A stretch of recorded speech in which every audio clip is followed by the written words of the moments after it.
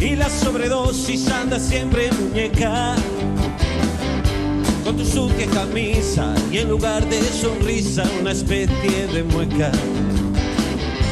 ¿Cómo no recordarte? ¿Cómo no imaginarte? Hace apenas 2 años, cuando eras la princesa de la boca de fresa, cuando tenías aún esa forma de hacerme daño.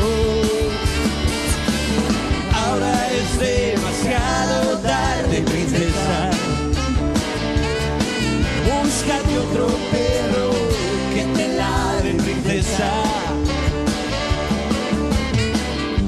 Maldito sea el gurú que levantó entre tú y yo un silencio oscuro, del que ya solo sales para decirme vale, déjame 40 duros.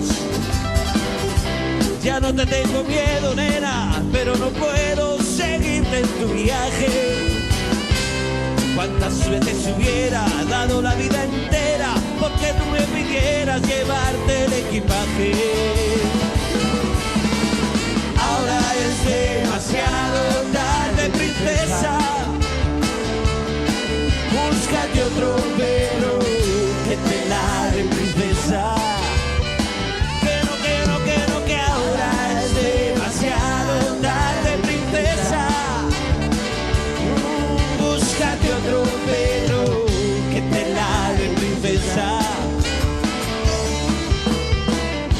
Tú que sembraste en todas las islas de la moda las flores de tu gracia, ¿cómo no ibas a verte envuelta en una muerte con asalto a farmacia? ¿Con qué ley condenarte si somos juez y parte todos en tus andanzas?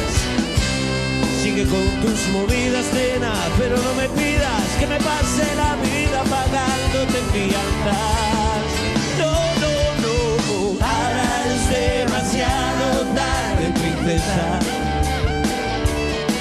Búscate otro perro que te ladre, princesa. Ahora es demasiado tarde, princesa.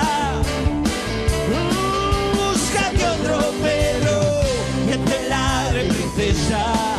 Conmigo, a ver. Ahora es demasiado tarde, princesa. ¿Qué me busco? Búscate otro perro.